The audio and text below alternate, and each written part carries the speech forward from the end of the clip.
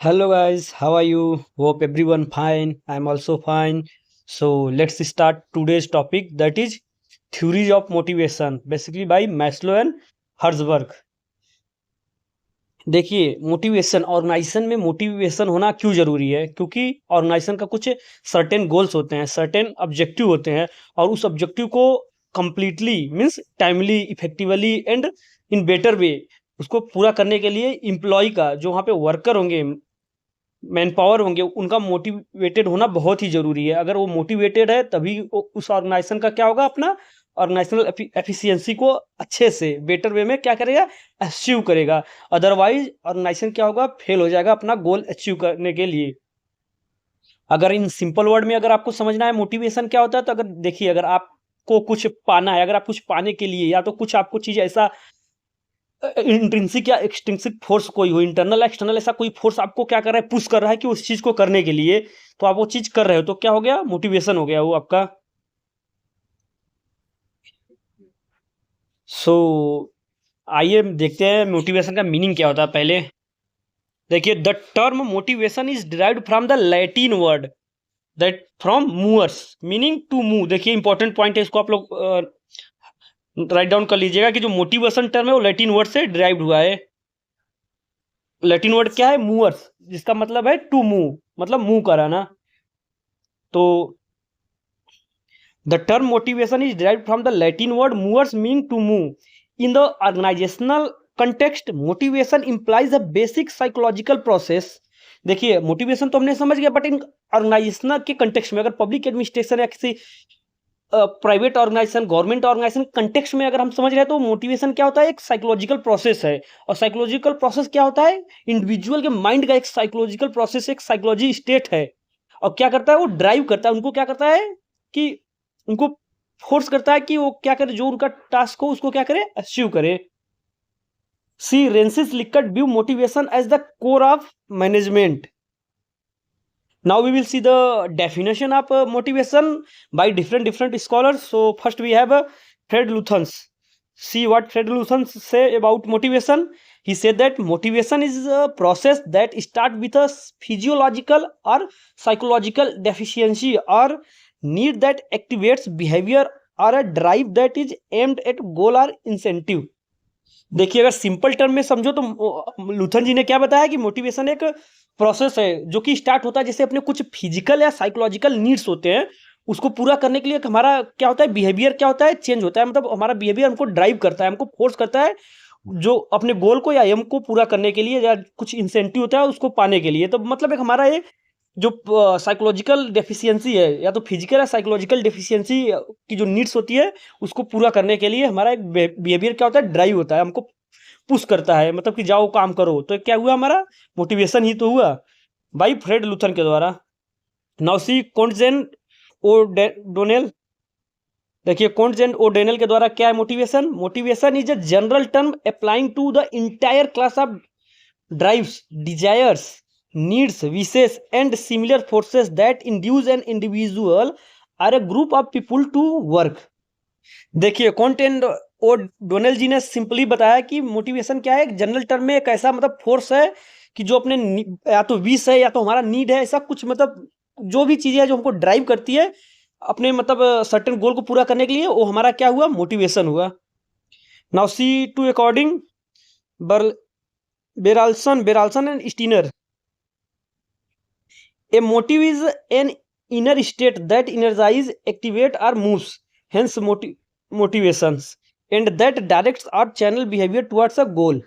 देखिए बेरालसन जी ने क्या बताया कि मोटिव क्या होता है, हमारा एक इनर स्टेट का, इनर स्टेट है हमारे मतलब माइंड का एक इनर स्टेट है जो हमको क्या करता है, इनर्जाइज करता है, एक्टिवेट करता है और हमको मूव कराता है, और हमको क्या करता है, डायरेक्ट मतलब गाइड करता है अपने मतलब कि गोल को पूरा करने के लिए। Now see according to Morgan's. देखिए पब्लिक एडमिनिस्ट्रेशन में यही तो है, हर एक डेफिनेशन को बहुत सारे स्कॉलर ने अपने पर्सपेक्टिव से डिफाइन किया है, तो उसको भी याद करना बहुत जरूरी है। See according to Morgan, motivation is a general term referring to behaviour instigated by needs and directed towards a goal. देखिए इन सिंपल टर्म में अगर हम समझे तो मोटिवेशन क्या है, motivation is a psychological process which energizes and activates the individual to achieve his formulated goals। तो अगर सिंपल टर्म में आप मोटिवेशन को डिफाइन करोगे तो होगा मोटिवेशन क्या, एक साइकोलॉजिकल प्रोसेस है जो हमको क्या करता है, इनर्जाइज करता है, हमको एक्टिवेट करता है क्या, अपने जो डिजायर्ड गोल है उसको पूरा करने के लिए। तो ये हमारा क्या हुआ, सिंपल टर्म में मोटिवेशन हुआ। और मोटिवेशन ऑर्गेनाइजेशनल कंटेक्स्ट में होना बहुत जरूरी है। अगर मैनेजमेंट का क्या है, मोटिवेशन कोर वैल्यू है। देखिए अगर हम बात करते हैं अगर सिंपल टर्म में, आप देखोगे टाइप ऑफ मोटिवेशन क्या होता है, टाइप ऑफ मोटिवेशन क्या होता है, टाइप्स ऑफ मोटिवेशन। तो आप लोगों को पता होगा कि मोटिवेशन हमारा टू टाइप का होता है। एक तो हमारा इंट्रिंसिक मोटिवेशन होता है। जैसे अगर आप टाइप ऑफ मोटिवेशन की बात करें तो हमारा दो टाइप होते हैं जनरल, क्या क्या, intrinsic and second one is extrinsic.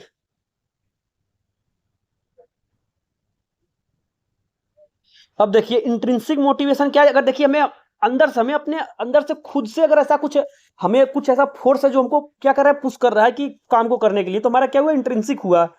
अब देखिए मैं खुद के इंटरेस्ट से अगर हम कुछ काम करते हैं तो हमारा इंट्रिंसिक हुआ।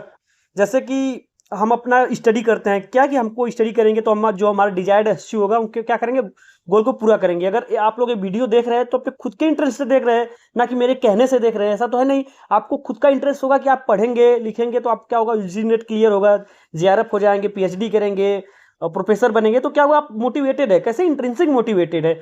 और वही क्या हुआ, एक्सट्रिंसिक मोटिवेशन क्या हुआ, एक्सट्रिंसिक मोटिवेशन ऐसा हुआ कि अगर आपको मिले कि आप एक काम करेंगे तो आपको क्या सैलरी दिया जाएगा, आपको मतलब अगर आप घूमने की शौकीन हो तो आपको घुमाया जाएगा, मतलब कुछ भी ऐसा जो कि एक्सटर्नल चीजें दिया जाए, आपको रिवार्ड्स दिया जाए, ऐसा कुछ चीज दिया जाए, उसके वजह से आप अगर उस चीज को कर रहे हैं, मोटिवेट है, तो क्या होगा, एक्सटर्नल मोटिवेशन होगा।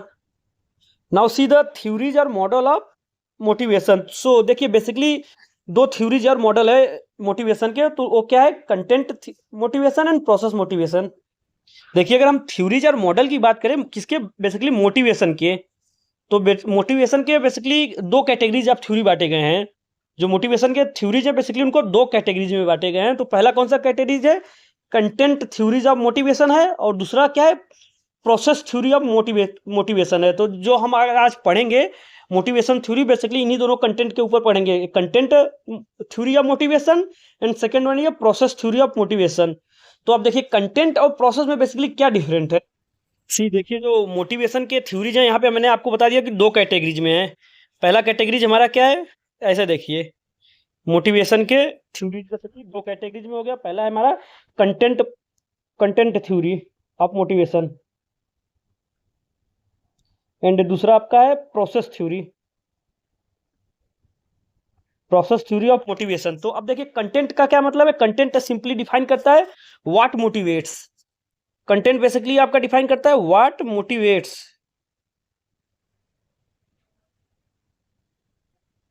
एंड वेयर एज प्रोसेस क्या बताता है, how motivation process, how motivation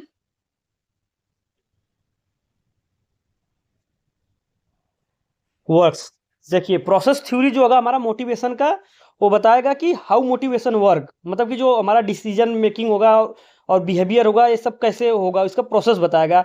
और कंटेंट थ्योरी जो है मोटिवेशन के, बेसिकली वो क्या बताएंगे, ये फोकस करेंगे ह्यूमन नीड्स के, इंटरनल नीड्स को, और क्या क्या चीज़ें उनके नीड्स को पूरा करता है, उनको क्या क्या चीज़ें मोटिवेट करता है। तो इसीलिए उसको बोला कि जो कंटेंट थ्योरी है बताएगा वाट, मतलब क्या क्या मोटिवेट्स करता है। वहीं प्रोसेस थ्योरी बताएगा हाउ, मतलब उनका प्रोसेस बताएगा कैसे कैसे। तो बेसिकली जो हमें आज पढ़ेंगे जो कि अब्राहम मैस्लो का हायरार्की नीड्स थ्योरी, हर्जबर्ग का two factor theory, ERG theory, ये सब बेसिकली क्या है, हमारा कंटेंट थ्योरी है, कंटेंट थ्योरी ऑफ मोटिवेशन। तो उन्हीं पे आज हमारा फोकस रहेगा। तो पहले देखते हैं पहले इनके थ्योरीज एंड मॉडल में क्या दिया है। See there are two categories of motivation theories, that is content and process. I have explain while making a distinction between the two, Fred Luthans observes the content theories are concerned with identify the needs drives that people have and how these needs drives are prioritised. देखिए यहाँ पे जो Luther जी ने basically वही बताया जो मैं आपको बताया कि वहाँ पे आइडेंटिफाई करेगा नीड्स को, मतलब कि इंडिविजुअल के नीड्स को आइडेंटिफाई करेगा जो उनको क्या करते हैं, ड्राइव करते हैं, उनको क्या करते हैं, फोर्स करते हैं तो उसको हम पढ़ेंगे कंटेंट थ्योरी में। तो वही हुआ क्या, मतलब क्या चीजें ड्राइव करता है, क्या नीड्स उनको ड्राइव करते हैं, तो वही तुम्हारा व्हाट हुआ, वही मैंने आपको बताया है। और उसी को थ्योरी क्या कर रहा है, प्रायोरिटाइज करेगा। हमारा कंटेंट थ्योरी जो इंडिविजुअल के नीड्स को जो उनको ड्राइव कर रहा है उसी को क्या करेगा, प्रायोरिटाइज करेगा। और उसी पे आज हम बात करेंगे जो हमारा content theory of motivation. Now see the process theories on the other hand are more concerned with cognitive antecedents that go into motivation or effort and more important with the way they relate to one another। अब देखिए यहाँ पे बताया गया जो हमारा motivation, तो sorry process theory है, प्रोसेस थ्योरी ऑफ मोटिवेशन जो होगा वो हमारा कग्निटिव होगा। और क्या करेगा, वो प्रोसेस को, वे को, मतलब वे ऑफ मोटिवेशन, मतलब तरीका को उनको क्या करेगा, एक्सप्लेन करेगा। एंड नाउ सी देखिए मैंने जो बताया कंटेंट थ्योरी में कौन सा आता है, प्रोसेस थ्योरी में कौन कौन से आएंगे, वहां पे देखिए इस पैराग्राफ में एक्सप्लेन किया है। The theories propounded bye Maslow का हायरार्की नीड थ्योरी जो होगा, मैकग्रेगर का जो आपका देखिए जो इनका कहाँ गए, सॉरी, मैकग्रेगर के आपने थ्योरीज प्रीवियस यूनिट में पढ़े थे, यहाँ अभी पढ़ेंगे। यहाँ आज का जो हमारा टॉपिक रहेगा उसमें मैस्लो का हायरार्की नीड्स थ्योरी, हर्ट्जबर्ग का टू फैक्टर्स थ्योरी, ये मेन फोकस रहेगा। और इसी में से आपका सारा जो एमसीक्यूज आएंगे यूजीसी नेट पब्लिक एडमिनिस्ट्रेशन में इन्हीं दोनों लोग के थ्योरीज पे आएंगे। और मैकग्रेगर का तो आप लोगों ने प्रीवियस यूनिट में पढ़ लिया है, theory X and theory Y. तो बेसिकली यहाँ इनको बताया गया कि जो थ्योरीज है, कंटेंट थ्योरी कौन कौन से है, मैस्लो का हायरार्की नीड थ्योरी, मैकग्रेगर का theory X and Y, Herzberg का two factor theory and Alderfer का and are the important content theory. जो देखिए इतने जो इनके सारे थ्योरीज हैं वो हमारे क्या है, कंटेंट थ्योरी है। एंड वाइल, और जो थ्योरी देखिए, while the theory propounded by Victor Vroom, Porter Lawler, Stacy Adams and Harold Kelley are the important process theory of motivation. देखिए इन लोग का जो हमारा प्रोसेस थ्योरी है आपके सिलेबस में नहीं है, बट फिर भी थोड़ा मोटी मोटा मैं बता दूंगा कौन से स्कॉलर ने कौन सी थ्योरी को क्या किया है, प्रोपाउंड किया है। तो बेसिकली आपके जो कंटेंट आपके सिलेबस में है, नेट के सिलेबस में, वो basically content theory of motivation है। तो उसमें भी कंटेंट थ्योरी में भी किनका है, मैस्लो का है, हर्ट्जबर्ग का है। तो ये सब ध्यान रहे, क्योंकि देखिए ज्यादा नहीं पढ़ना है, जितना हमें सिलेबस है उतना ही पढ़ना है, बट अच्छे से पढ़ना है कि उसमें से मैं कोई मतलब मिस्टेक ना हो।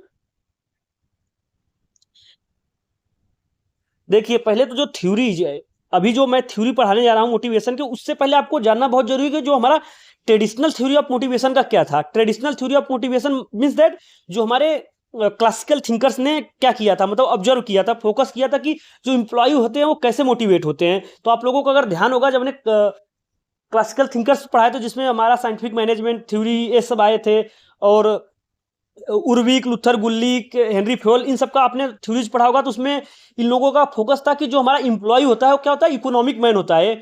बेसिकली क्या होता है, मोनिस्टिक होता है, रिवार्ड, एक्सटर्नल रिवार्ड से क्या होता है, मोटिवेट होता है। तो उन्होंने क्या बोला था, इंप्लॉय को इकोनॉमिक मैन बोला था। तो जो हमारा क्लासिकल थ्योरी ऑफ मोटिवेशन था वो क्या था, बेस्ड ऑन इकोनॉमी पे था।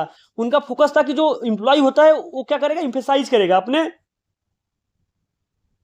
अपने जो फाइनेंशियल होगा उसको, इनकम को क्या करेगा, मैक्सिमाइज करने के लिए क्या होगा, मोटिवेट होगा, उसके लिए क्या करेगा, काम करेगा। तो इसलिए वहां पे उन्होंने एम्प्लॉय को किससे रिगार्ड किया है, इकोनॉमिक मैन से रिगार्ड किया है। तो हमारा क्या हुआ है, हमारा ट्रेडिशनल थ्योरी ऑफ मोटिवेशन था। आइए देखते हैं ट्रेडिशनल थ्योरी। देखिए the traditional theory of motivation is also known as 3 other names. देखिए बहुत इंपॉर्टेंट है, आप लोगों को पता भी होगा कि जो हमारा ट्रेडिशनल थ्योरी ऑफ मोटिवेशन को अलग अलग किस नामों से जाना जाता है। तो देखिए जो पहला है हमारा monistic theory of motivation. Monistic theory मतलब जो मनी से क्या हो, मोटिवेट हो। तो आप लोगों को देखिए डाउट नहीं होगा, आपको इजी अगर ऑप्शन देख के समझ में आ जाएगा। Monistic theory of motivation, second economic theory of motivation, and third one is carat and stick approach. देखिए कैरेट एंड स्टिक अप्रोच मैंने आपको बताया था। कैरेट मतलब कि जो आपने अच्छा काम करेंगे तो उसको आपको कैरेट मतलब कि रिवार्ड दिया जाएगा। स्टिक मतलब कि अगर आपने परफॉर्मेंस डाउन हुआ, आपका एरर ज्यादा आ रहा है, आप एफिशिएंट नहीं हो, तो आपको क्या होगा, पनिशमेंट दिया जाएगा। तो यही हमारा कैरेट एंड स्टिक अप्रोच, ये सब क्या है, basically traditional theory of motivation के क्या है, सिनोनिम्स है। बेसिकली 3 अदर नाम है। तो आप लोग ध्यान दीजिएगा कि जो इकोनॉमिक थ्योरी है, economic theory of motivation, monistic theory of motivation, carrot and stick approach to the motivation है, बेसिकली क्या है, हमारे ट्रेडिशनल थ्योरी ऑफ मोटिवेशन है। Now see the traditional theory explain human motivation in terms of economic factors only. देखिए मैंने आपको बताया कि जो हमारे क्लासिकल थिंकर थे उन्होंने एम्प्लॉय को बोला था कि they are get motivated by the material reward, by the incentive, by the salaries, means that economic reward के वजह से क्या होते हैं, हमारे एम्प्लॉय मोटिवेट होते हैं। फैक्टर्स ओनली, देखिए ओनली इकोनॉमिक फैक्टर पे वो लोग जोर दिए थे। कौन? Classical thinker. And that is it assumes each worker as a classical economic man. देखिए हमारे जो क्लासिकल थिंकर थे उन्होंने एम्प्लॉय को इकोनॉमिक मैन बोला था, who is interested in maximising his monetary income. Thus, this theory says that people produce more by working harder when adequate material rewards are available or when there is a strong fear of punishment in case of non performance. देखिए मैंने आपको explain कर दिया था कि जो हमारे classical thinker के जो फोकस था उनका ये जम्सन था कि जो हमारे इंप्लॉय होते हैं उनका क्या फोकस रहेगा कि अपने जो मॉनेटरी इनकम है उनको क्या करें, मैक्सिमाइज करें, और वो जो अपना हार्डर काम करेंगे कब तक काम को क्या करेंगे, ज़्यादा करेंगे, अच्छा परफॉर्मेंस करेंगे। क्यों? क्योंकि उनको क्या मिलेगा, इंसेंटिव्स वगैरह मिलेगा। और उनको एक बार डर भी रहता है कि अगर कम काम करेंगे, फियर भी रहेगा उनके अंदर कि अगर कम काम करेंगे तो हमें पनिशमेंट भी मिलेगा। तो ये सब चीज़ें क्या था, उनका मोटिवेशन थ्योरी था। Now see, F.W. Taylor, the father of scientific management theory, was the first major exponent of this approach, and later on all the classical thinkers supported this theory. देखिए जो सबसे पहले कि हमारे डब्ल्यू टेलर जी ने जो अपने साइंटिफिक मैनेजमेंट थ्योरी में बताया था इकोनॉमिक मैन का, बट लेटर जो उसके बाद जो क्लासिकल थिंकर है हमारे लुथर, गुलिक, उल्रिक, फेवले, सब ने भी क्या किया, इस थ्योरी को क्या किया, सपोर्ट किया। However, this theory came to be criticized. अब देखिए, अब पहले तो हमारा क्लासिकल थिंकर आया था, देन उसके बाद हमारा क्या आया, ह्यूमन रिलेशन थ्योरी आया, देन हमारा बिहेवियरलिस्ट आए। ये दोनों जो क्लास के जो स्कॉलर्स थे उन्होंने क्या किया था, क्लासिकल थिंकर के एजम्पशन थे उनमें इन्होंने थोड़ा सा एड ऑन किया। उन्होंने बस एड ऑन किया कि जो हमारे इंप्लॉय होते हैं ओनली मोनिस्टिक रिवार्ड से मोटिवेटेड नहीं होते हैं, उसके साथ साथ उनके कुछ अपने फिजियोलॉजिकल, साइकोलॉजिकल, सोशल एक्सपेक्ट भी होते हैं, उससे भी मोटिवेटेड होते हैं। तो उन्होंने क्या किया, इंप्लॉय को सोशल मैन बोला। आप लोगों को ध्यान होगा, सब बताया हूँ, सोशल मैन बोला। और क्लासिकल थिंकर क्या बोलते थे, इकोनॉमिक मैन बोलते थे। तो ये सब चीजें आपको ध्यान रहना चाहिए। सी, however, this theory came to be criticized by the human relationist and behavioralist on the ground that it has oversimplified and underestimate human motivation by neglecting the non-economic factors। देखिए इन्होंने बताया था कि जो क्रिटिसाइज किया था, बेसिकली क्लासिकल थिंकर के approach को क्या किया था, क्रिटिसाइज किया था कि इन्होंने क्या किया था। ये तो पहले तो उन्होंने बोला कि बहुत ही ओवर सिंप्लीफाइड है, और इन्होंने क्या किया था, जो ह्यूमन एक्सपेक्ट को क्या किया था, निगलेक्ट कर दिया था, जो कि नॉन इकोनॉमिक फैक्टर्स होते हैं। Now that is socio psychological factors. यही देखिए जो ह्यूमन फैक्टर्स, जो हम लोग बोलते हैं कि ह्यूमन फैक्टर को, ह्यूमन एक्सपेक्ट को निगलेक्ट करिए, तो ह्यूमन एक्सपेक्ट क्या होता है, सोशियो साइकोलॉजिकल फैक्टर होता है। एंड सी, आप लोगों को एक स्टेटमेंट अगर याद होगा तो याद होगा, नहीं तो अभी फिर से आप लोग देख लीजिएगा कि Chester Barnard observe, it seem to me to be a matter of common experience that material rewards are ineffective beyond the subsistence level, expecting to a very limited proportion of men, that most men neither work harder for more material things nor can be induced thereby to devote more than a fraction of their possible contribution to organizational effort। देखिए जो हमारे Chester Barnard जी थे उन्होंने बोला था कि एक subsistence level तक ही क्या होंगे वो, मनी से, मतलब मोनिस्टिक रिवार्ड से क्या होंगे, मोटिवेटेड होंगे, बट एक सब्सिस्टेंस लेवल से उसके बाद क्या होगा, उनको कहीं ना कहीं अपने human expect, socio psychological factor क्या करेगा, अफेक्ट करेगा। तो यहीं पे इनका चेस्टर बर्नार्ड के बहुत ही इंपॉर्टेंट लाइन है, इसको आप लोग क्या किए, राइट डाउन कर लीजिएगा, क्योंकि इससे पूछने का ज़्यादा चांस है। So now we will see the Maslow hierarchy need theory, that is content theory की। अब जो हम अभी जो बात करेंगे, जो आज के टॉपिक का फोकस है, सेंट्रल पॉइंट है, वो है हमारा मैस्लो का हायरार्की नीड थ्योरी एंड हर्ट्जबर्ग का टू फैक्टर थ्योरी। ये दोनों थ्योरी कंप्लीट करने के बाद कुछ अदर थ्योरीज हैं उनको मैं शॉर्ट में बता दूंगा। उसके बाद हमारा ये आपका चैप्टर 4 खत्म हो जाएगा, फिर कुछ एमसीक्यू सेशन लाएंगे, देन विल स्टार्ट चैप्टर 5। देखिए जो मैस्लो का, अब्राहम मैस्लो, बेसिकली इनका पूरा नाम है अब्राहम मैस्लो, उन्होंने एक हायरार्की ऑफ नीड्स दिया। बेसिकली मैस्लो जी ने बोला कि जो ह्यूमन के नीड्स होते हैं, बेसिकली उनको पिरामिड फॉर्म में उन्होंने क्या किया, ड्रॉ कर दिया। बेसिकली 5 स्टेज में उन्होंने ह्यूमन नीड्स को बताया तो उसी पे आज का फोकस हमारा रहेगा। Basically content theory of motivation है जो कि मैस्लो के द्वारा दिया गया है। बेसिकली एक पिरामिड फॉर्म में समझाया गया है कि जो हमारे ह्यूमन नीड्स होते हैं बेसिकली क्या होगा, लोअर ऑर्डर से फुलफिल करते हुए एक अपर लेवल का नीड को फुल करेगा। तो बेसिकली वही आज डिस्कस करेंगे। आइए देखते हैं मैस्लो हियरकी ऑफ नीड्स।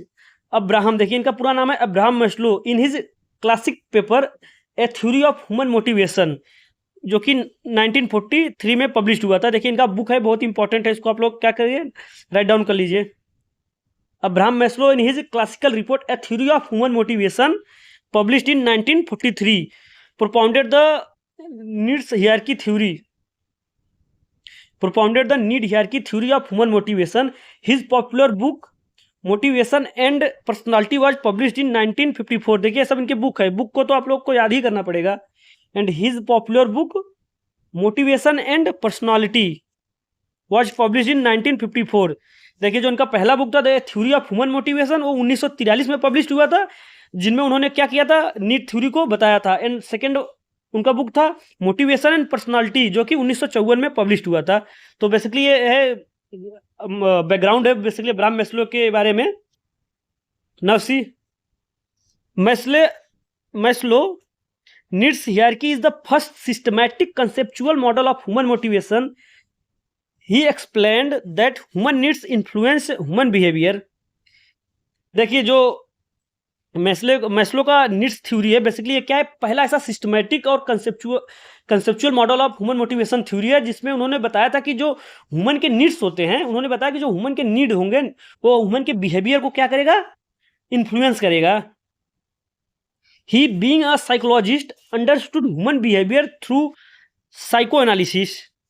देखिए मैस्लो जी बेसिकली क्या था, साइकोलॉजिस्ट थे, तो उन्होंने ह्यूमन बिहेवियर को क्या किया था, एक साइकोलॉजिकल एनालिसिस किया और उसके बेस पे उन्होंने बताया था कि जो ह्यूमन होंगे उनके कुछ नीड्स होंगे और नीड उनको क्या करेगा, ड्राइव करेगा, उनको क्या करेगा, इन्फ्लुएंस करेगा। तो उसी नीड्स को उन्होंने क्या किया, एक सीरियली पिरामिड फॉर्म में ड्रॉ किया और उसी को क्या हुआ, हियरकी नीड्स थ्योरी बोला गया। See Maslow needs hierarchy concept consist of 5 levels of human needs arrange in ascending orders. देखिए वही मैंने बताया, जो 5 लेवल में होंगे और असेंडिंग ऑर्डर्स में क्या होंगे, अरेंज होंगे। और उसमें बेसिकली उनके बेसिकली नीड्स हैं, लोअर लेवल नीड्स। देखिए जो लोअर लेवल का नीड है वो पूरा हो जाएगा तो इंसान का क्या होगा, उससे ऊपर लेवल के नीड्स को पूरा करने के लिए क्या करेगा, अब इफर्ट डालेगा। देन अगर वो लेवल का नीड पूरा हो जाएगा तो उससे अपर लेवल के नीड को पूरा करने के लिए इफर्ट डालेगा। ऐसे ऐसे क्या होगा, अपने नीड को पूरा करता है इंसान, ह्यूमन। तो उसी को अब्राहम मैस्लो जी ने एक पिरामिड फॉर्म में ड्रॉ किया है और सारे नीड्स को क्या किया है, सिस्टमैटिक कंसेप्चुअलाइज वे में बताया है। देखिए ये है हमारा बहुत ही इंपॉर्टेंट डायग्राम है, इसी डायग्राम से आपका क्वेश्चन आएगा, इसमें पूछ लेगा कि फिजियोलॉजिकल सिक्योरिटी। देखिए बेसिकली पहले जो नीड्स है उनके, हमें जो 5 लेवल के नीड हैं इंसान के, ह्यूमन के, पहले उसको देखिए। जो पहला लेवल है हमारा क्या है, फिजियोलॉजिकल नीड्स। उसके ऊपर जो हमारा नीड आएगा सिक्योरिटी नीड्स, देन उसके बाद हमारा social need, then esteem need, then self actualisation need. तो इसको आप लोग को इसी क्रम में, इसी सीक्वेंस में, असेंडिंग ऑर्डर में ही याद करना। ऐसा नहीं होगा कि आपको सारे याद हो बट उसका ऑर्डर नहीं याद है तो गलत हो जाएगा आपको। देखिए जो क्वेश्चन आएगा वो ऑर्डर से आएगा कि तीसरा नीड कौन सा है, चौथा नीड कौन सा है, पांचवा नीड कौन सा है, पहला नीड कौन सा, ऐसे ही पूछता है। और उनमें जैसे पूछे सेल्फ एक्चुअलाइजेशन नीड कौन से लेवल का नीड्स है, और इसमें थोड़ा सा इसके बारे में दे देगा। अगर मैचिंग में पूछेगा तो इस साइड का दे देगा सेल्फ एक्चुअलाइजेशन नीड, इधर से इससे रिलेटेड इसमें क्या चीज़ें होते हैं उसको दे देगा, अगर ऐसे होगा। और अगर डायरेक्ट पूछेगा तो उसमें पूछ लेगा कि जो अब्राहम मैस्लो का हायरार्की नीड थ्योरी में 3rd लेवल का नीड क्या है, ऐसे पूछ लेगा। तो इसमें आप लोग को ये जो सीक्वेंस दिया इसी सीक्वेंस में याद करना है। फर्स्ट देखिए, वंस अगेन आप लोग रिपीट कीजिए ताकि आपको याद हो जाए। जो देखिए हमारा पहला लेवल का नीड है हमारा क्या है, physiological need. Then second need आएगा हमारा सिक्योरिटी नीड, एंड थर्ड आएगा सोशल नीड, एंड फोर्थ आएगा esteem need, and fifth one ही जाएगा सेल्फ एक्चुअलाइजेशन नीड। अब एक एक करके देखिए फिजियोलॉजिकल नीड्स पहले होता क्या है। देखिए यहाँ पे सारा एक्सप्लेन किया गया है। Physiological needs that is biological needs. जैसे हमें पहले तो इंसान को क्या होगा, अपने जो बायोलॉजिकल नीड्स होगा, मतलब कि हंगर, थर्स्ट, इस सब को क्या होगा, अगर इंसान का ये नीड हमारा पूरा हो जाएगा तो इंसान क्या होगा, अपने दूसरे नीड की ओर प्रोसेस करेगा। तो बेसिकली यहाँ जो पहला नीड है, सबसे लोअर लेवल का नीड है, वो इंसान का क्या है, बायोलॉजिकल नीड। अब बायोलॉजिकल नीड में देखिए क्या क्या आएगा। So here we have a biological need, जो कि इंसान का पहला नीड होता है। फर्स्ट लेवल का नीड वहां पे मैस्लो जी ने बताया है, देखिए क्या है, हंगर, थर्स्ट, ये सब हमारा क्या है, फर्स्ट लेवल के, दैट इज फिजियोलॉजिकल नीड्स। अगर ये नीड्स हमारा पूरा हुआ तो ह्यूमन क्या करेगा, अपने सेकेंड लेवल के नीड्स को पूरा करने के लिए प्रोसेस होगा। तो हमारा सेकेंड लेवल का नीड क्या है, सिक्योरिटी नीड। अब security need means safety need. देखिए इसको आप लोग राइट डाउन कर लीजिए, ये भी पूछता है, अदर नेम से भी पूछता है। तो सिक्योरिटी नीड आपका क्या है, सेफ्टी नीड। कभी कभी दे देगा कि सेफ्टी नीड, तो कंफ्यूज मत होइएगा। और फिजियोलॉजिकल को क्या बोलेगा, बायोलॉजिकल नीड। तो ये सब चीजें आप कंफ्यूज मत होइएगा कि अगर मान लीजिए फर्स्ट लेवल का पूछ लिया, वहां पे बायोलॉजिकल दे दे, और तो आप कंफ्यूज मत होइएगा। अगर इंसान अपना बायोलॉजिकल नीड्स पूरा करता है तो उसके बाद अपना वो क्या करता है, security need means safety needs को पूरा करेगा। और सेफ्टी नीड्स में देखिए आपका क्या होता है, like security needs, that is safety needs like protection against natural calamities, threat, danger. देखिए अब क्या होगा, जैसे कुछ नेचुरल क्लेमिटीज, फ्लड वगैरह आता है, डेंजर, कुछ खतरा हो, लड़ाई झगड़ा हो, किसी को किसी से उनको थ्रेट हो, या किसी से उनको मतलब कि डर लगे, ये सबको नीड्स को क्या होगा, इंसान जब उसका फिजियोलॉजिकल नीड्स पूरा होगा तो ये अपना सिक्योरिटी नीड्स को पूरा करेगा। देन अगर सिक्योरिटी नीड हमारा पूरा हो गया, दैट इज सेफ्टी नीड पूरा होने के बाद इंसान क्या करेगा, अपना जो सोशल नीड्स को पूरा करेगा। और सोशल नीड्स को क्या बोलते हैं, लव नीड्स। ये सब देखिए जो नाम है इसको आप लोग मत भूलिएगा, लव नीड्स भी बोलते हैं। अब सोशल नीड्स में आया love needs, like belongingness to group, family, friendship. अब देखिए अब जब इंसान का फिजिकल नीड्स पूरा हो जाएगा, देन वो अपना सिक्योरिटी मीन सेफ्टी अपना करेगा। अपना सेफ्टी वाला जो नीड्स हो गए उसको अगर वो क्या करेगा, इंश्योर हो जाएगा कि हाँ ये मैं मतलब कि सही है, मेरा सब कुछ सिक्योर है, हमारा वो नीड उसका पूरा हो जाएगा। तो फिर इंसान क्या करेगा, उसका social needs means love and belonging needs. Love and belonging needs में मतलब अपने फैमिली के बारे में, एक अपने सोशल सर्कल्स के बारे में, ये वाले जो नीड्स होंगे इनको पूरा करेगा। देन सोशल नीड्स पूरा करने के बाद वो अपने फोर्थ लेवल के नीड को पूरा करेगा, that is steam needs. And steam needs को बोलते हैं ईगो नीड्स। अब देखिए अब जब इतना पूरा हो ही गया तो इंसान के अंदर क्या होगा, कुछ उसके ईगो हो जाएंगे, मतलब उसके कुछ अपने पर्सनल एटीट्यूड होंगे, उसको क्या पूरा करेगा। तो ईगो नीड्स में देखिए क्या क्या है, steam need, that is ego needs, which can be divided into two groups, namely achievement need like self confidence, independence, competence, and recognition needs like status, importance, appreciation. देखिए जो हमारा स्टीम नीड्स है, basically ego needs है, यहाँ पे उसको क्या बोला, दो भागों में बांटा है। मतलब कि उसको बताया कि इसके दो भाग हैं बेसिकली, कौन कौन से, देखिए पहला तो अचीवमेंट नीड है, अचीवमेंट नीड, एंड सेकंड होगा रिकॉग्निशन नीड। अब अचीवमेंट में क्या आएगा, जैसे आपका जो इंसान को अगर देखिए सोशल नीड्स पूरा हो जाएगा तो उसके बाद उसके पास ईगो आएगा थोड़ा सा, वो अपने स्टीम नीड्स को पूरा करेगा। स्टीम नीड्स में बेसिकली दो नीड्स होंगे, अचीवमेंट नीड्स। तो अचीवमेंट नीड क्या होगा, उसका self confidence, self confidence, self confidence होगा, इंडिपेंडेंस एंड ईटीसी। देखिए अब सेल्फ कॉन्फिडेंस, इंडिपेंडेंस, कॉम्पिटेंस, ये सब क्या होगा, इसके अचीवमेंट नीड्स होंगे, तो इसको भी क्या करेगा, पूरा करेगा। And recognition needs like status, importance, etc. देखिए ये सब बेसिकली क्या है, स्टीम नीड्स, ईगो नीड्स। इंसान का फिर होगा कि उसको इंपॉर्टेंस दिया जाए, मतलब उसको देखिए जो जिस ग्रुप में रहेगा, जिस ऑर्गेनाइजेशन में रहेगा, अगर उस ऑर्गेनाइजेशन उसके थर्ड लेवल तक का नीड्स पूरा है तो अपने फोर्थ लेवल के नीड को पूरा करने का क्या करेगा, कोशिश करेगा, डिमांड करेगा। तो फोर्थ लेवल का डिमांड हमारा नीड्स क्या है, अचीवमेंट नीड्स है एंड रिकॉग्निशन नीड्स है। अचीवमेंट नीड्स में क्या होगा, सेल्फ कॉन्फिडेंस, इंडिपेंडेंस, इस सब चीजों को क्या करेगा, वो पूरा करेगा। एंड देन स्टेटस, इंपोर्टेंस, इस सब नीड्स को क्या करेगा, पूरा करेगा। और इसको पूरा करने के बाद वो अपने fifth level, that is highest level need को पूरा करेगा, that is self actualisation.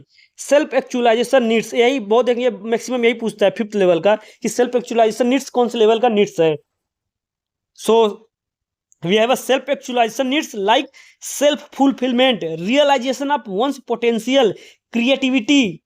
The term self actualization was first coined by Kurt Goldstein, देखिए ये बहुत इंपॉर्टेंट है, इसको आप लोग राइट डाउन कर लीजिए, हाईलाइट मैं करता हूँ। जो टर्म है first coined by Kurt Goldstein के द्वारा ये टर्म क्या फर्स्ट क्वाइंट किया गया था। और इसमें क्या होगा, इंसान अपने मतलब कि क्रिएटिविटी, इनोवेशन और सेल्फ रियलाइजेशन और सेल्फ फुलफिलमेंट, इस सब चीज़ों के क्या करेगा, नीड्स को पूरा करेगा। तो ये हमारा क्या हुआ, फिफ्थ लेवल का नीड्स हो गया, जो कि मैस्लो जी ने बताया था। अब देखिए वन इंपॉर्टेंट थिंग इसमें, देखिए जो 5 लेवल के नीड्स है तो उनको भी अब 2 कैटेगरीज में बांट दिया गया, लोअर लेवल अपर लेवल में बांट दिया गया। देखिए Maslow divided these needs into lower order needs, और लोअर ऑर्डर नीड्स में हमारा क्या हो जाएगा, physical needs, security needs and social needs, and higher order needs that is esteem and self actualisation needs. देखिए यहाँ पे ड्रॉ करता हूँ ताकि आप लोग को ईजी आए। देखिए जो हमारे 3 है इनको क्या बोला गया, लोअर ऑर्डर नीड्स बोला गया। मैस्लो जी ने बोला कि लोअर ऑर्डर नीड्स है।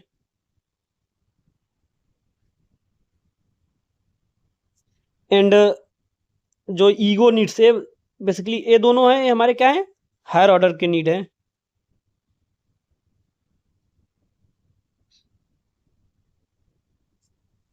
सो कंफ्यूज कभी कभी ऐसे ही पूछ लेगा कि लोअर ऑर्डर नीड्स कौन कौन है, हायर ऑर्डर नीड्स कौन कौन से हैं, तो इस सब चीज़ों में आप लोग कंफ्यूज मत होइएगा। देखिए जो पैसेज है पूरा, इसमें जो मैंने एक्सप्लेन किया है वही बताया गया है कि जो इंसान के नीड्स होंगे, पहले तो क्या होगा, नीड्स जो पहला नीड्स होगा उसको पूरा करेगा, फिर वो नीड्स क्या होगा, उन ह्यूमन बिहेवियर को फिर क्या करेगा, ड्राइव नहीं करेगा, फिर उसके बाद जो अगला नीड्स होगा वो ड्राइव करेगा। तो ऐसे ऐसे क्या होगा, स्टेप बाय स्टेप में इंसान अपना नीड्स को पूरा करेगा।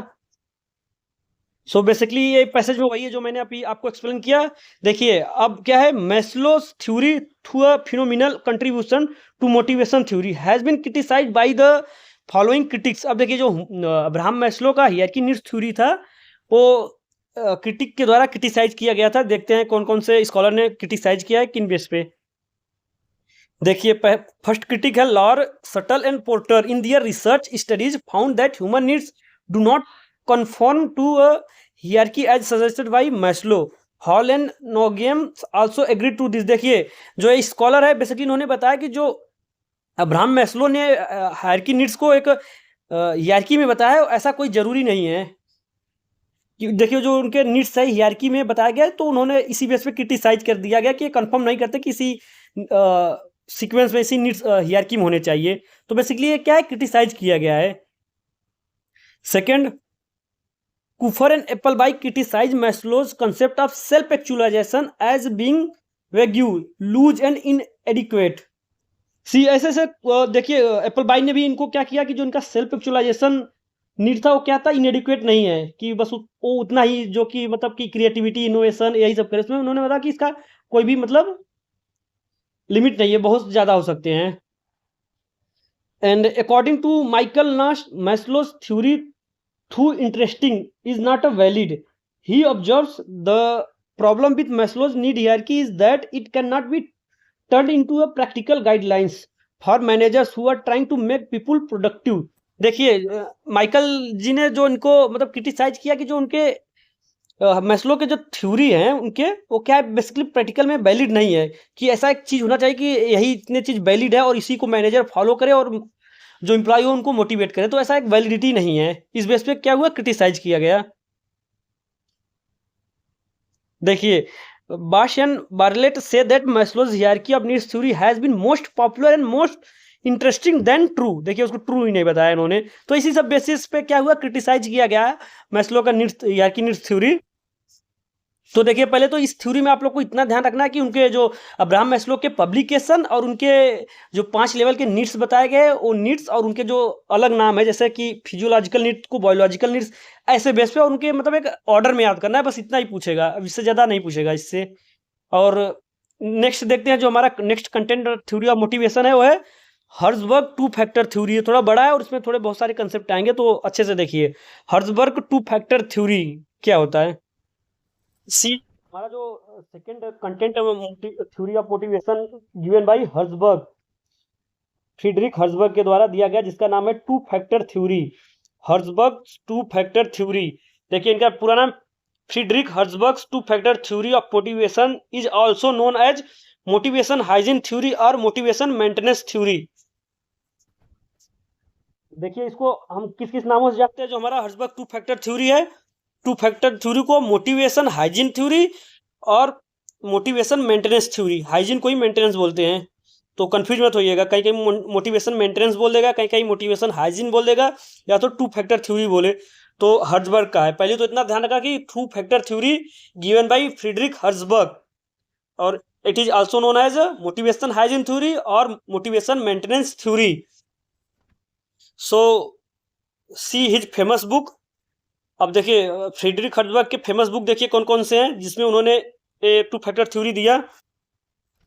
सो first one is the motivation to work, which is published in 1959. This is written in collaboration with B Mausner and B सिंडरमैन.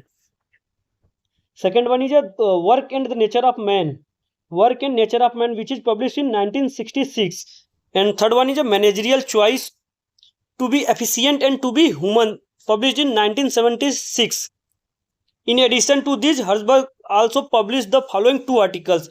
That is, One More Time, How Do You Motivate Employees, published in 1968. And second one is a Job Enrichment Pays Off, published in 1969. along with W.J. Paul and K.B. Robertson.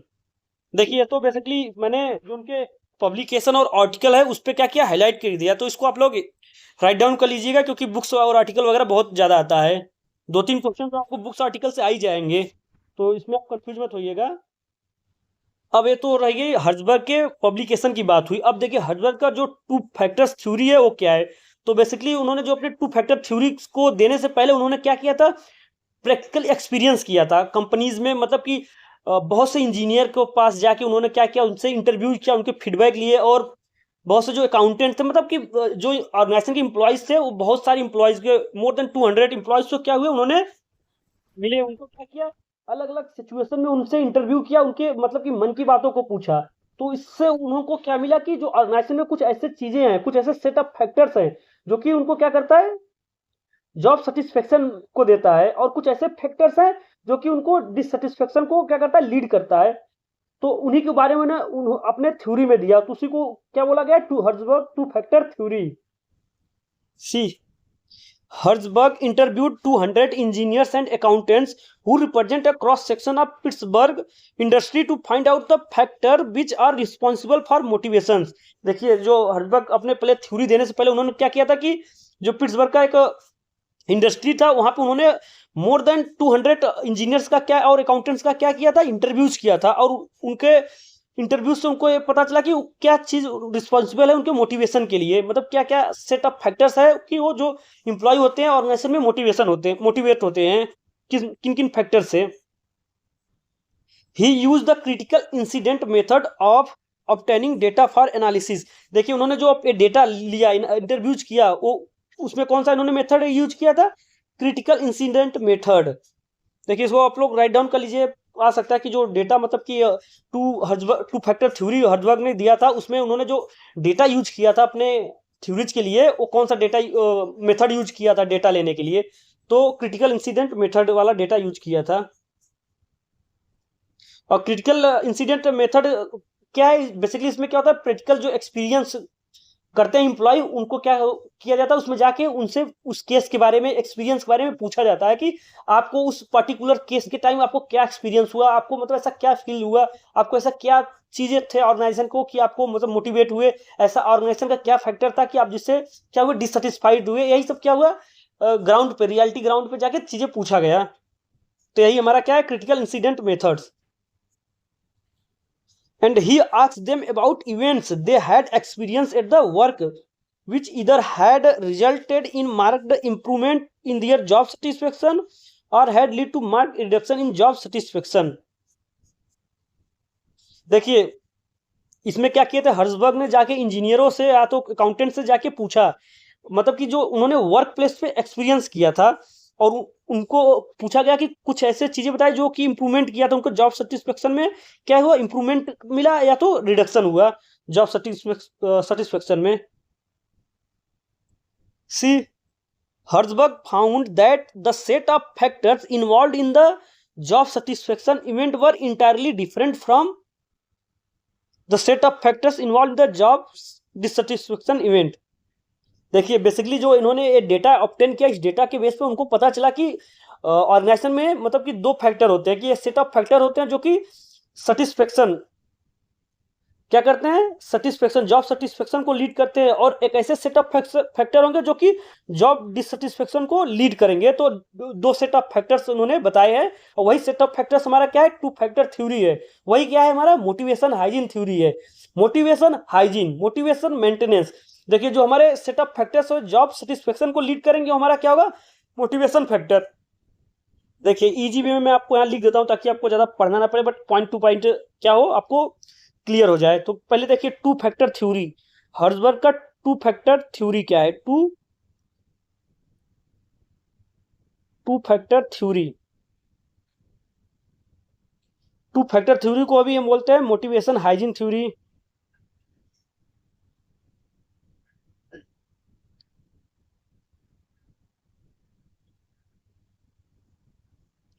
Motivation hygiene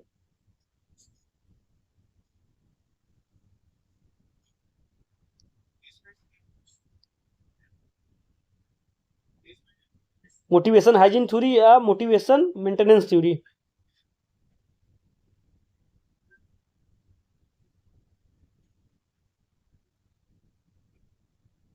देखिए जो हमारा to factor theory है उसको बोलते हैं motivation hygiene theory या motivation factor theory, motivation maintenance theory. तो अब देखिए इस थ्योरी को क्या किया था उन्होंने, बेसिकली क्रिटिकल इंसिडेंट मेथड का यूज करके उन्होंने क्या किया था कि ग्राउंड लेवल पे जो कि वर्क एक्सपीरियंस किए थे एम्प्लॉय, उसके बेस पे उन्होंने डेटा लिया। उसके बेस पे उन्होंने पाया कि दो सेट ऑफ फैक्टर्स होते हैं जो कि जॉब सेटिस्फेक्शन को लीड करते हैं या तो जॉब डिससेटिस्फेक्शन को लीड करेंगे। तो दो सेट ऑफ फैक्टर्स कौन कौन से हैं, देखिए टू फैक्टर्स हुआ तो दो फैक्टर्स हैं, ये सेट ऑफ फैक्टर्स हैं जो कि ये सेट ऑफ फैक्टर्स हैं जो कि factors lead to job satisfaction, जो कि जॉब सेटिस्फेक्शन को लीड करेंगे। उनको क्या बोला गया, उन्होंने बोले उनको सेटिस्फायर बोले, सेटिस्फायर दैट इज मोटिवेटर और ग्रोथ फैक्टर। देखिए जो फैक्टर उनको क्या बोला गया, सेटिस्फायर या तो मोटिवेटर, सब उसी का नाम है। वो फैक्टर को मोटिवेटर्स, ग्रोथ फैक्टर, और ये क्या होता है, इंट्रिंसिक फैक्टर होते हैं, और इंट्रिंसिक फैक्टर। देखिए जो पहला फैक्टर था वो क्या करेगा, जॉब जॉब सेटिस्फेक्शन को लीड करेगा, तो उसको हम क्या बोलते हैं, सेटिस्फायर या तो मोटिवेटर या तो ग्रोथ फैक्टर या तो इंट्रिंसिक फैक्टर। देखिए कंफ्यूज मत होइएगा, इसमें से कोई सा भी नाम पूछ लेगा। तो हमारा क्या हुआ, मोटिवेशन। मोटिवेशन क्या हुआ हमारा, set of factor that lead to job satisfaction that is satisfier. और जो देखिए जो दूसरा हमारा फैक्टर होगा, देखिए मैं यहाँ पे कर दे रहा हूँ दूसरे फैक्टर को। जो दूसरा हमारा फैक्टर होगा, a set of factors, a set of factors that lead to job dissatisfaction।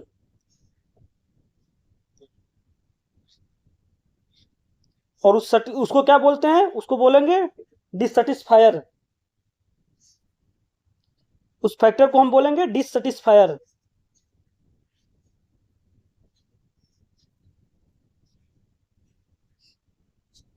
या तो इनको अलग अलग और नाम से बोला गया कि या तो हाइजीन फैक्टर बोलेंगे,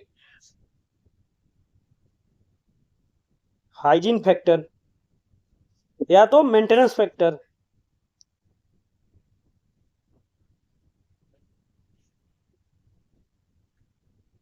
और क्या बोला गया, ये एक्सट्रिंसिक फैक्टर है।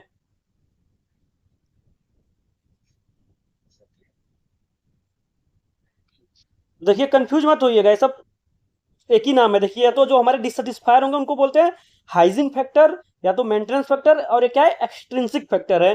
तो बेसिकली जो हमारा ये जो टू फैक्टर थ्योरी है, तो इसमें यही दो फैक्टर बताए गए हैं कि कुछ ऐसे सेट ऑफ फैक्टर्स होंगे जो जॉब सेटिस्फेक्शन को लीड करेंगे, कुछ ऐसे फैक्टर्स होंगे जो जॉब को डिससेटिस्फेक्शन को लीड करेंगे। तो उन्हीं को बोला गया मोटिवेटर, सेटिस्फायर या ग्रोथ फैक्टर या तो इंट्रिंसिक फैक्टर।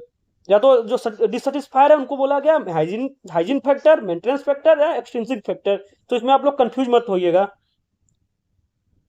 इनका जो हर्ट्जबर्ग का टू फैक्टर थ्योरी है बेसिकली यही बताता है। इतने में ही आपका क्या होगा, जो एमसीक्यू होगा आप कर ले जाएंगे अगर आपको इतना पता है तो। Now see in table the two form of factors. देखिए जो हमारे अभी बात किए हैं कि जो दो फैक्टर्स होते हैं बेसिकली हाइजीन फैक्टर और मोटिवेटर फैक्टर्स, उनको हम टेबल में यहाँ पे ड्रॉ किया गया है, तो देखते हैं क्या क्या वो फैक्टर्स हैं। देखिए जो हर्ट्जबर्ग टू फैक्टर थ्योरी है उसमें जो हाइजीन फैक्टर्स हैं वो क्या क्या है। हाइजीन फैक्टर बेसिकली क्या है, डिससेटिस्फायर, जो कि जिनका अब्सेंस क्या होगा, जॉब डिससेटिस्फेक्शन को लीड करेगा, तो उनको हम क्या बोलते हैं, हाइजीन फैक्टर, या तो मेंटेनेंस फैक्टर या तो डिससेटिस्फायर। तो क्या है, देखिए ये सब हैं वो फैक्टर, यही सब हैं। देखिए क्या है, कंपनी पॉलिसी एंड एडमिनिस्ट्रेशन। देखिए अगर आप किसी ऑर्गेनाइजेशन में काम कर रहे हो, उस ऑर्गेनाइजेशन की जो पॉलिसी है या तो एडमिनिस्ट्रेशन अगर सही नहीं है, मतलब सही नहीं है, तो आप क्या होंगे, डिससेटिस्फाइड, डिससेटिस्फेक्शन मिलेगा आपको। जॉब डिससेटिस्फेक्शन को क्या करेगा, वो कंपनी के पॉलिसी या एडमिनिस्ट्रेशन लीड करेगा। सुपरविजन, अगर मान लीजिए वहाँ का जो सुपरवाइजर है वो सुपरविजन है उसमें अगर कुछ कमी है तो भी अब क्या होगा, जॉब डिससेटिस्फेक्शन को लीड होगा। अगर सैलरीज वगैरह कम है, इंटरपर्सनल रिलेशनशिप खराब है, वर्क कंडीशन खराब है, रिलेशनशिप विद पीर्स, मतलब जो वहाँ के ग्रुप्स होंगे उनके साथ आपका रिलेशन सही नहीं है, पर्सनल लाइफ में कुछ प्रॉब्लम्स है, relationship with subordinates, status, security, job की सिक्योरिटी, अगर ये सब देखिए ये सब का क्या है, सही बैलेंस में नहीं है, तो ये सारे फैक्टर्स क्या करेंगे, जॉब डिससेटिस्फेक्शन को लीड करेंगे। तो यहाँ पे बेसिकली बताने का ये मतलब बेसिकली ये सब फैक्टर्स ड्रॉ हैं कि ये फैक्टर हो सकते हैं जॉब डिससेटिस्फेक्शन को लीड करने के। In simple you can say that absence of these factors lead to job dissatisfaction, and absence of these factors and means presence of these factor lead to job satisfaction। अगर देखिए motivator factor हमारे basically क्या क्या है, achievement, recognition, work itself, responsibility, advancement and growth. So presence of these factors lead to job satisfaction. अगर और देखिए अब हम जैसा जानते हैं हमारा क्या है, इंट्रिंसिक है, ये क्या है, इंट्रिंसिक फैक्टर्स हैं, तो इनका प्रेजेंस होना तो क्या करेगा, जॉब को तो सेटिस्फेक्शन लीड करेगा, जॉब सेटिस्फेक्शन को लीड करेगा। बट अगर इनका अब्सेंस है तो जॉब डिससेटिस्फेक्शन को लीड नहीं करेगा। मींस दैट एक बराबर रहेगा, ना तो सेटिस्फेक्शन ना तो डिससेटिस्फेक्शन। बट अगर इन मोटिवेटर्स फैक्टर जो है अगर इनका प्रेजेंस है, अगर ये प्रेजेंस है तो जॉब सेटिस्फेक्शन को लीड करेगा, बट इनका अब्सेंस जॉब डिससेटिस्फेक्शन को लीड नहीं करेगा। क्यों, क्योंकि बेसिकली ये इंट्रिंसिक है। See, according to Hertzberg, these two set of factors have two separate themes. The motivator describe man's relationship to what he does, his job content को क्या करेगा, जॉब कंटेंट से वो रिलेट है। और दूसरा हमारा क्या है, जॉब जो हमारा हाइजीन फैक्टर है वो जॉब कंटेक्स्ट से रिलेट है। In other words, they are related to the nature of work and are thus intrinsic to the job itself. See, in other words, they are related to the nature of work and are thus intrinsic to the job itself. देखिए जो हमारे motivator factors हैं वो क्या है, job content से relate करते हैं और उनका नेचर क्या है, इंट्रिंसिक नेचर के होते हैं। और ये क्या करते हैं, लोगों को मतलब वर्क परफॉर्मेंस को क्या करते हैं, इफर्ट को क्या करते हैं, बढ़ाते हैं। ये जो मोटिवेटर फैक्टर है वो क्या करेगा, इंडिविजुअल के वर्क परफॉर्मेंस को क्या करेगा, इनहेंस करेगा। मतलब ये जो मोटिवेटर फैक्टर का प्रेजेंस होना इंडिविजुअल का जॉब इफर्ट्स, जॉब परफॉर्मेंस को क्या करेगा, इनहेंस करेगा। बट सी देखिए जो हमारा मोटिवेटर फैक्टर है वो क्या है, उनका नेचर होता है कि वो इंट्रिंसिक नेचर के होते हैं, इंट्रिंसिक। तो उससे क्या हुआ, they are affecting in motivating the individual to superior performance. देखिए और क्या करेंगे, इंडिविजुअल के परफॉर्मेंस को क्या करेंगे, इफेक्ट करेंगे, मतलब कि सुपेरियर परफॉर्मेंस तक उसको ले जाएंगे। एंड इफर्ट दस they do not cause dissatisfaction with their absence.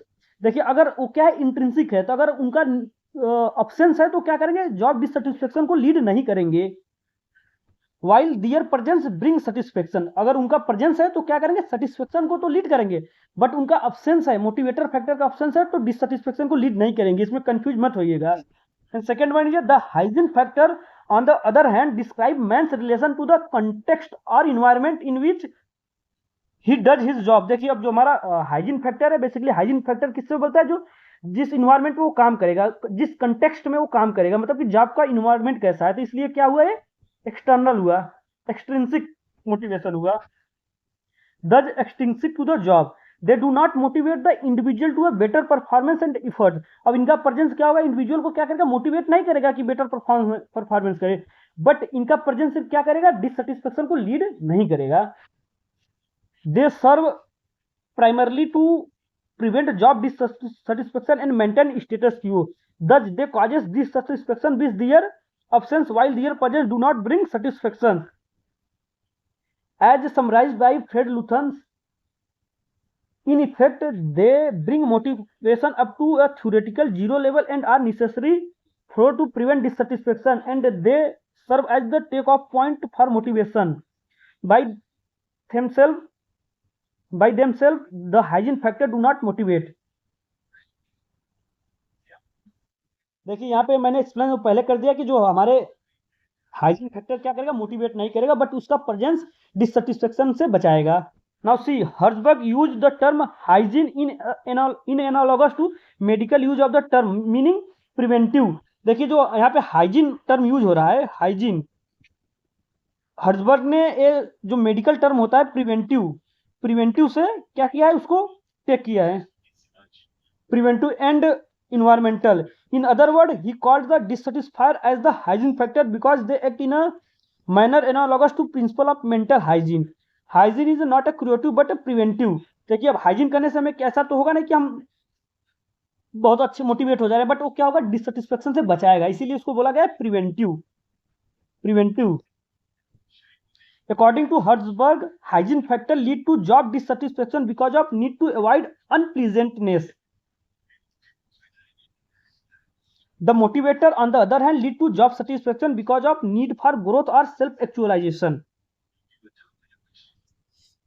सी, अब हमने हाइजीन फैक्टर का मतलब कि हर्जबर्ग टू फैक्टर थ्योरी देख लिया बेसिकली। उसके बाद हर्जबर्ग ने बेसिकली जो लोग होते हैं एम्प्लॉय, उनको दो कैटेगरी में बांटा है, basically hygiene seeker and motivation seeker. देखिए Herzberg has divided people working in organization into two categories called hygiene seekers and motivation seekers. Their characteristic are mention in table. देखिए अब ये टेबल दिया गया है, बेसिकली जो हाइजीन सीकर्स हैं उनके कैरेक्टरिस्टिक और जो मोटिवेशन सीकर्स हैं उनके कैरेक्टरिस्टिक को यहाँ बताया गया है। देखिए बेसिकली एम्प्लॉय की बात हो रहा है कि ऐसे कौन से एम्प्लॉय जो हाइजीन सीकर होंगे और ऐसे कौन से एम्प्लॉय होंगे वो मोटिवेशन सीकर होंगे, उनके कैरेक्टरिस्टिक को बताया जा रहा है। See, hygiene seeker and motivation seeker. First point देखिए, motivated by nature of the environment. Nature of the environment, देखिए जो हाइजीन फैक्टर का कैरेक्टरिस्टिक भी यहाँ बताया गया कि जो वहाँ का ऑर्गेनाइजेशन का नेचर होगा, वहाँ का जो एक्सटर्नल इन्वायरमेंट होगा, जिस इन्वायरमेंट पे वो काम कर रहे हैं वो अच्छा है, तो वो क्या होंगे, मोटिवेट होंगे उससे, मतलब कि नेचर ऑफ इन्वायरमेंट से मोटिवेट होंगे जो हाइजीन सीकर टाइप के वर्कर्स होंगे। Where as motivation seeker motivated by the nature of task.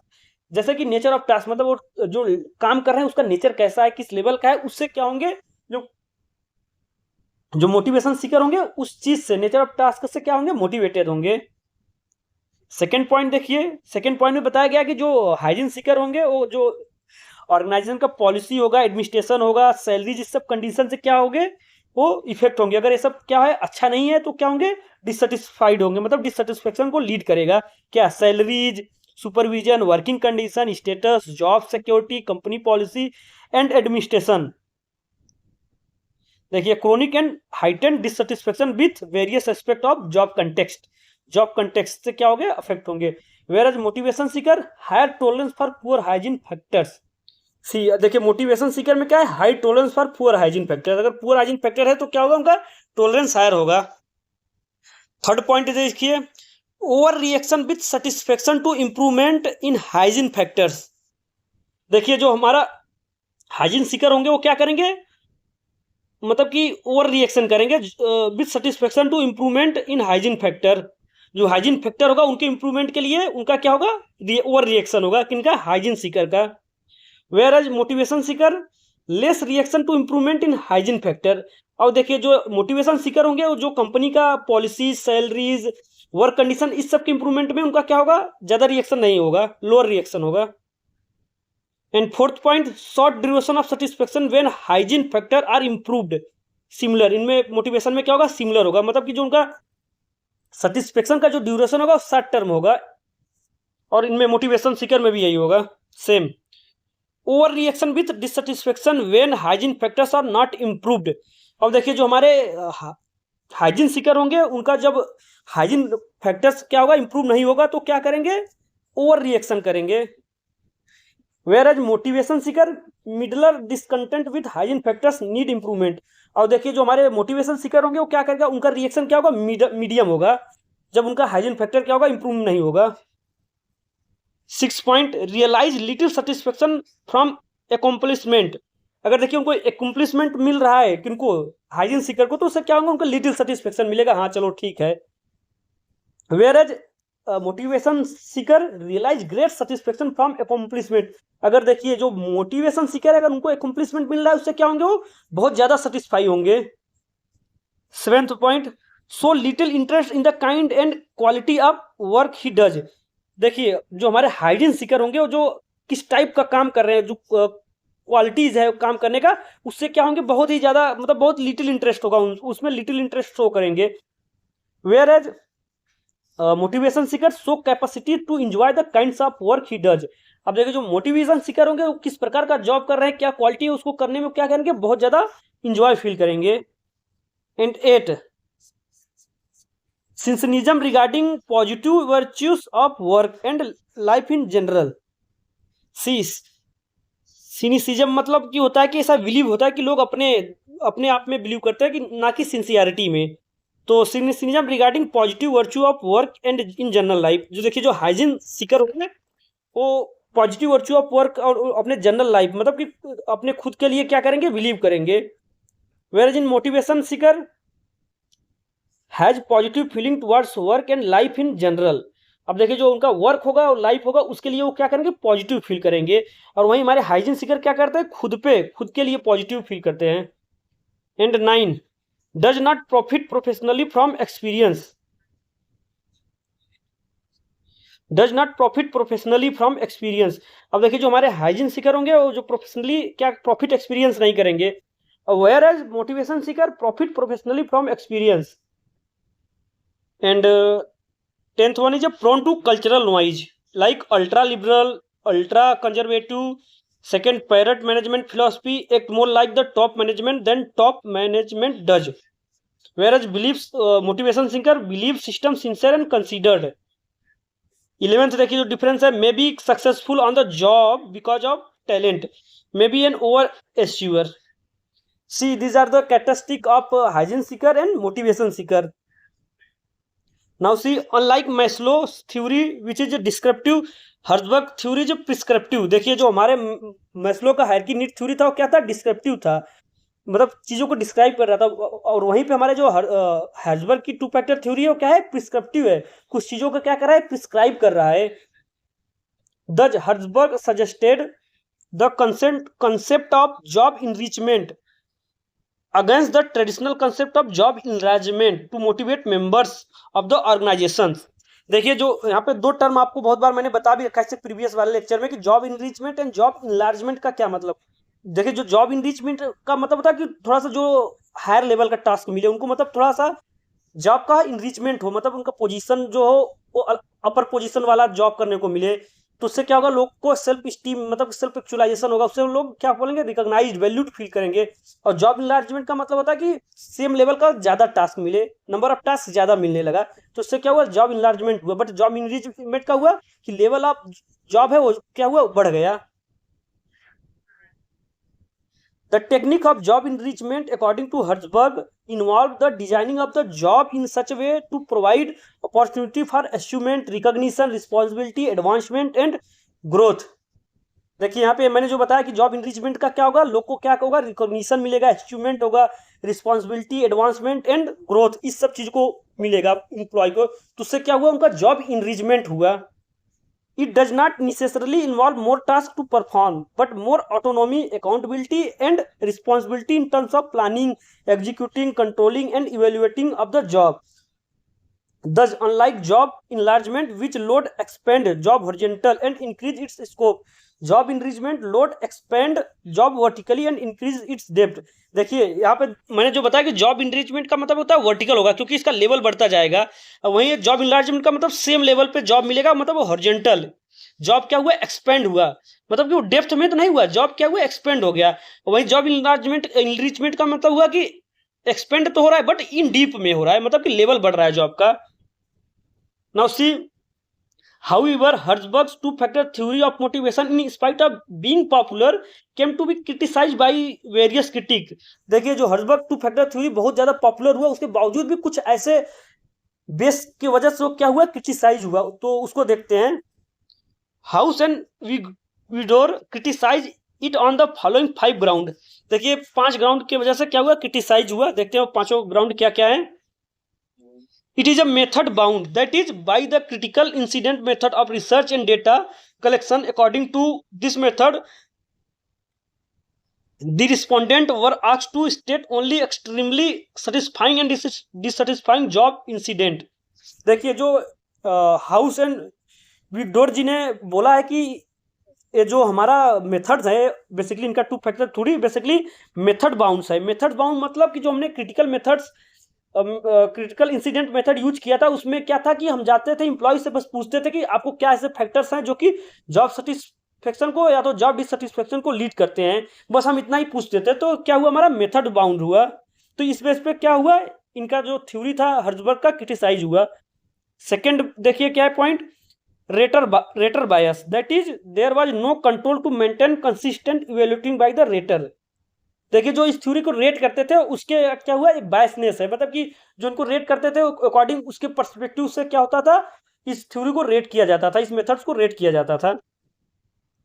Third one is the research study fail to measure the overall job satisfaction and as it measured only extreme happiness and unhappiness respectively. देखिए जो इसके researcher थे उनकी जो study हुई वो fail हो गई, किसके, ओवरऑल जॉब सेटिस्फेक्शन को मेजर करने के लिए।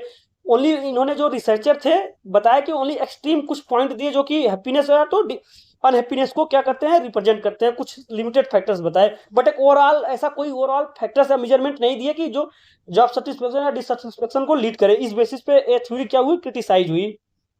Fourth one is it is consistent with previous research as it ignore the situational variables.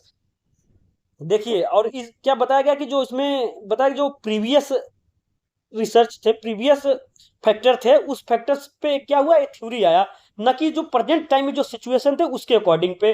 मान लीजिए कोई भी एम्प्लॉय काम कर रहा है, जो पिछला काम उसने किया उस एक्सपीरियंस में उन्होंने बोला कि ये चीज फैक्टर मुझे जॉब सेटिस्फेक्शन या जॉब डिससेटिस्फेक्शन को लीड किया, बट प्रेजेंट में जो काम कर रहा है उसका फैक्टर एक क्या हुआ, इंक्लूड नहीं था इस थ्योरी में। तो इस बेस पे क्या हुआ, क्रिटिसाइज किया गया। एंड फिफ्थ नंबर देखिए, it research methodology looked only as a satisfaction not a productive. देखिए और इसमें जो हाउस जी ने बताया कि जो थ्योरी है ओनली क्या है, ये ओनली जो सेटिस्फेक्शन डिससेटिस्फेक्शन को बताता है, ना कि कुछ कंपनी की प्रोडक्टिविटी या तो ऐसा कुछ प्रोडक्टिव टाइप का चीजें ये प्रिस्क्राइब करता है। सी देखिए इसमें एक बहुत पॉइंट अच्छा है, इसको आप लोग नोट डाउन कर लीजिएगा। देखिए Michael Ness describe the theories of Maslow and Herzberg as a major wrong theories. देखिए जो माइकल जी ने मैस्लो को, अब्राहम मैस्लो को, हर्जबर्ग के दोनों के थ्योरी को क्या बोला, मेजर रॉन्ग थ्योरीज बोला। Now we will see the difference between Maslow hierarchy need theory and Herzberg two factor theory.